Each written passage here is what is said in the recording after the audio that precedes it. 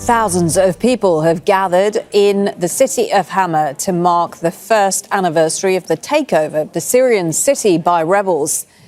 The capture was a major turning point in the civil war and led to the end of the brutal decade-long Assad regime. Rebels seized the capital Damascus on December the 8th after Bashar al-Assad fled to exile in Russia.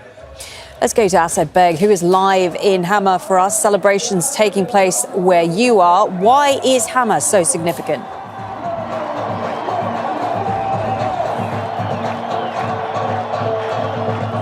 Well, I could just barely hear that question, but I can tell you that tens of thousands of people have come out in the city of Hama. I can see people all the way to the right of me, to the left of me. They're standing on rooftops, they're standing on balconies. They've been chanting, singing, dancing, waving their flags, chanting slogans of freedom, of unity and hope for the future. Young and old, men, women and children have all come out today. They've been here for a number of hours now, and I think these celebrations will continue. Now, the city of Hama is very important. In 1982, the father of Bashar al-Assad, al-Assad, carried out a massacre here. It was besieged, the military bombed it, and then they came in and they took away men and boys, and according to some human rights organizations, up to 40,000 people were killed. And those stories have been carried out through generations.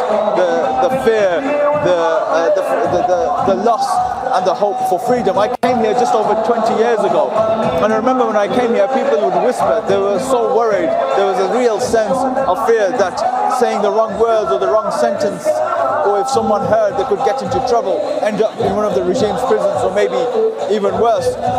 And even celebrations like this were unheard of just over a year ago, but things have changed, and there is this real hope and this sense of freedom now. But there are still challenges for Syria. The whole country isn't united. We still have incursions carried out by Israel on Syrian territory, and the economy is still trying to recover after years of civil war. But there is a real sense of hope that this new government, this administration under President Ahmed al-Shara, can bring those changes and those reforms. But right now, people are celebrating a year since regime forces were expelled from the city of Hama. Okay, Baig there for us from those people demonstrating in Hama there. Let's move on and join, let's go to Aleppo and join Osama Kadi. He's the senior advisor to the Syrian Minister of Economy and Industry. Many thanks for joining the program. Clearly, we can see from that live from Hama that people are celebrating. They are looking forward to the future, hopefully. But in your opinion, a year into the new government's mandate, where many Syrians were hoping for rapid economic change, from your perspective, how would you describe daily life, particularly for ordinary citizens, and the challenges they still face? Thank you for having me on Al Jazeera English TV. We deserve to celebrate the third Syrian Republic since December 8th of last year. We actually faced many challenges. At least some of them we overcome, 95% of them, like sanctions, for example, and Caesar law. Like 95% of that sanctions laws being removed, and we overcome most of it, and we're waiting for the Congress to announce removing totally Caesar law, which really made the SWIFT functioning very difficult, functioning with the SWIFT in Syria because of that. So that's the first challenge, especially to draw more foreign direct investment to Syria. And at the same time, we have some cash liquidation problem that we will be resolving this by printing new currency within 1 or 2 months maximum will come to the market. Otherwise, the average Syrians, at least right now, has electricity. Last year, average person has 1 or 2 hours electricity maximum a day. Right now, 14 to 20 hours a day. The challenges is to really upgrade and uplift their standard of living. So the government try to overcome most of this problem, increase the public sector employees' salaries 200%, and it will be extra 200% by the end of this year, within a couple of weeks.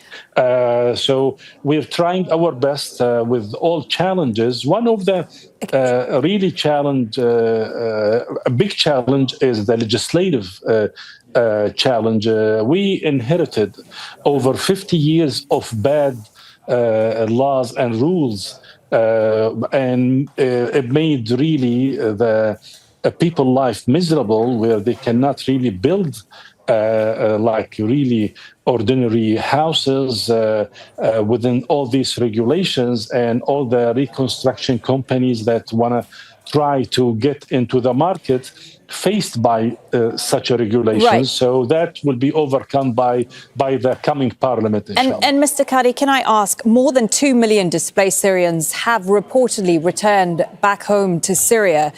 Are these commitments of reconstruction investment that the government have promised, are those translating into real changes for these people that have come home? Are there more jobs? Are there better services? You talked about electricity for a few hours a day. Is that enough for all these people that have come home?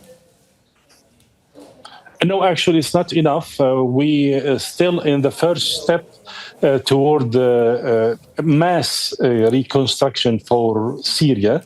And as I told you before, the regulations that we have crippled even the mayors and the ministers. They cannot really take any actions, otherwise they will be illegal. So they need the parliament to dictate more new and flexible rules to have more houses for when to come back. So one of the challenges, raising the prices of the houses rental or buying houses, increased exponentially because of the high demand and low supply. So we need to supply more units in the coming 2-3 years when we really have internally in Syria better regulations by the new parliament. That will be maybe in January, will be like the first meeting for the parliament.